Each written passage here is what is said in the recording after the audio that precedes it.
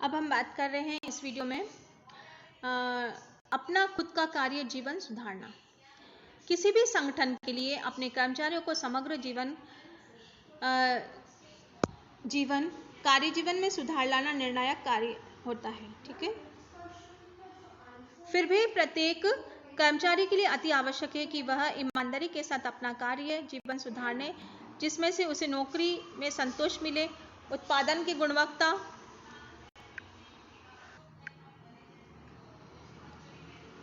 खुद को अपना सुधारने के लिए प्रत्येक कर्मचारी आवश्यक है वह ईमानदारी के साथ अपना कार्य जीवन सुधार, जिससे उसे नौकरी में संतोष मिले, उत्पादन की गुणवत्ता और उसकी मात्रा में वृद्धि हो।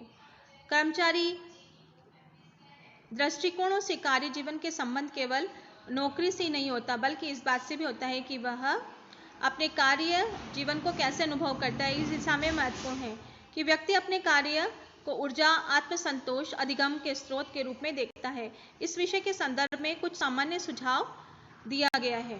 स्वस्थ व्यक्तिगत प्रवृत्तियां विकसित करें, अपने शरीर मस्तिष्क प्रवृत्तियों पर ध्यान दें, स्वास्थ्य जीवन शैली बनाए रखने के लिए पौष्टिक आहार लें, पर्याप्त उचित व्यायाम करें, पर्याप्त नींद लें। इस प्रकार की जीवन शैली कार्यस्थल पर चुनौतियों और दबावों को सामना करने में सहायता होती है।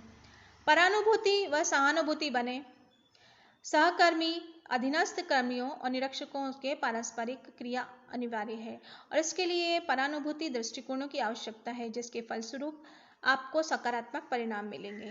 काम पर लगे सभी व्यक्ति व्यक्तिगत, व्यवसायी, मनोवैज्ञानिक दृष्टि से परस्पर निर्भरता ध्यान रखें। सहकर्मी, अधीनस्थ और निरीक्षकों के साथ सकारात्मक अनुभूति और व्यवहार का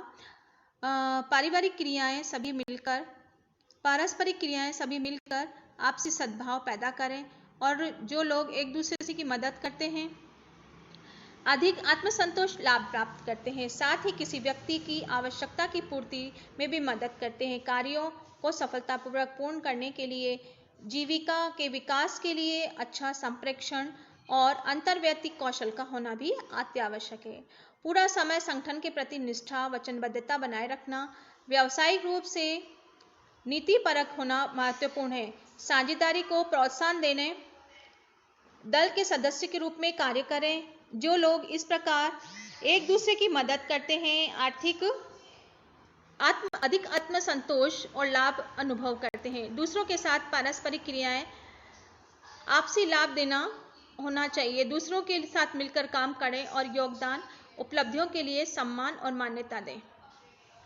परिस्थितियों के लिए प्रति संवेदी होने में समझदारी, न कि क्रियाशीलता होने में। उदाहरण के लिए यदि काम पर अपने वरिष्ठ से फटकार मिले तो उचित होगा कि स्थिति की वास्तविकता को परख कर शांति से उसका उत्तर दें, बजाय कि उसके भावावेश में आकर तर्क वितर्क करने लगे। यदि वरिष्ठ की फटकार उचित है तो व्यक्ति में सुधार के उपाय करने चाहिए। आवश्यक हो तो सूक्ष्म क्षमा मांग लेनी चाहिए। कार्यक्षेत्र में लचीलापन, अनुकूलशीलता, समस्या समाधान, अभिवृत्तियां, कौशल आवश्यक मुख्य योग्यता है। चाहे आपका स्वयं व्यवसाय, आप दूसरों के लिए काम करते हैं, आप एक अच्छे नागरिक बने और अपने आसपास के समुदाय के सकारात्मक और विकसित करें। जो लोग इन सुझावों को अपनाते हैं अपने जैसी सोच वाले लोगों को आकर्षित करने में मिलकर लोगों को समुदाय बन सकते हैं जो सबकी आवश्यकताओं को पूरा करने में मदद करें और अपना काम भी पूरा करने का प्रयास करें। काम की संतुष्टि के लिए अपने संगठन के अंदर एक अच्छा नागरिक बनिए। दूसरों और उसकी उपलब्धियों के लिए सम्मान दीजिए। उत्तरदायित्व परिवर्तन लाने के लिए दूसरों के साथ मिलकर काम करिए।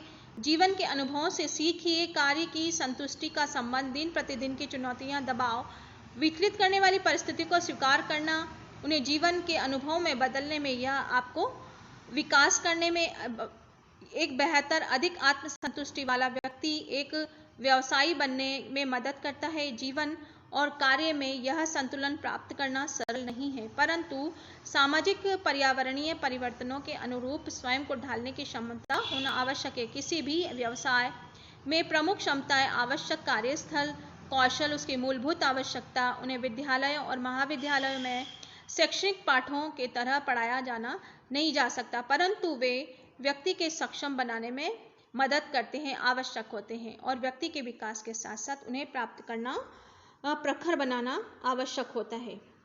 अब पुनरावलोकन के प्रश्न आ रहे हैं इसके अंदर। कार्य जीवन की गुणवत्ता, इसको आपको लिखना है अपने शब्दों में। जीवन कौशल क्या होता है। उसके बाद आ रहा है स्वस्थ कार्य परिवेश का क्या अर्थ है, किस प्रकार बनाया जा सकता है। कार्यस्थल पर आवश्यक प्रतिक्रिया कौशल, सॉफ्ट स्किल्स, उत्पादकतापूर्ण कार्य, काम करने वाले अपने रोजगार, काम के प्रभावी कार्य करने की आदतें, अभिवृत्तियों का प्रयोग करना, इसके लिए पर्याप्त ज्ञान कौशल, प्रवीणता, साथ साथ अनुभव होना चाहिए। उत्पादकता का उत्साह, जोश, गतिशीलता का प्रभाव पड़ता है। रोजगार से लगाव, संस्था में अपनापन महत्वपूर्ण कारक है।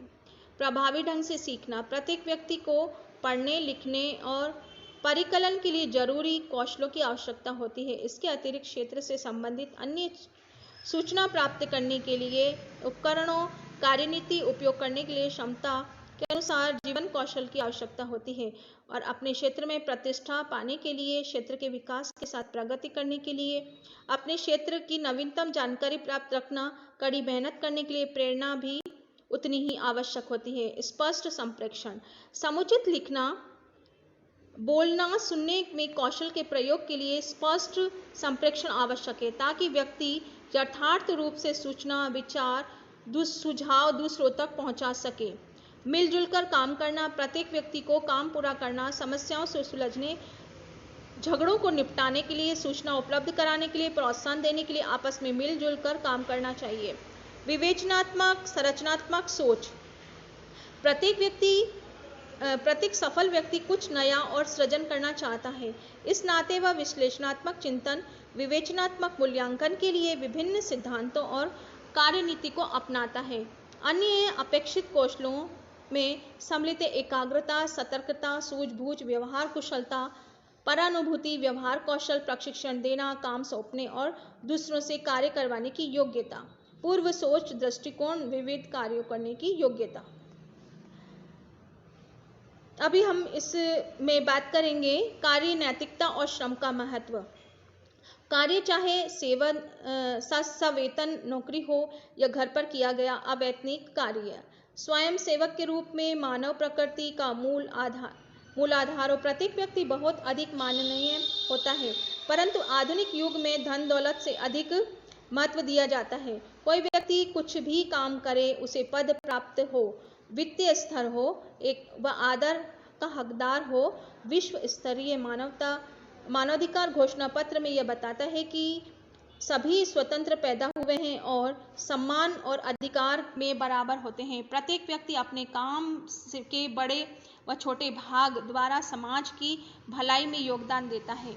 श्रम के महत्व का अर्थ है कि व्यक्ति जो कुछ कार्य करता है उस पर उसे गर्व होता है। अब्राहम लिंकन एक किसान का बेटे थे। वह एक निर्धन बालक से उन्नति कर अमेरिका के राष्ट्रपति बने और महात्मा गांधी श्रम की महत्ता से ज्वलंत उदाहरण है। वे वर्धा में अपने आश्रम में झाड़ू लगाते थे, साफ सफाई भी रखते थे।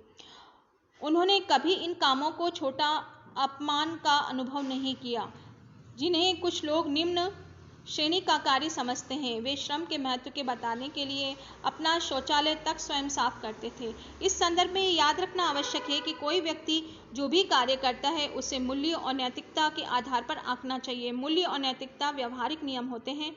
मूल्य में विश्वास, प्राथमिकताएं, मान्यताएं जो बताते हैं कि मनुष्य के लिए क्या वांछनीय है, क्या बेहतर है। मूल्य हमारे व्यवहार को प्रभावित करते हैं।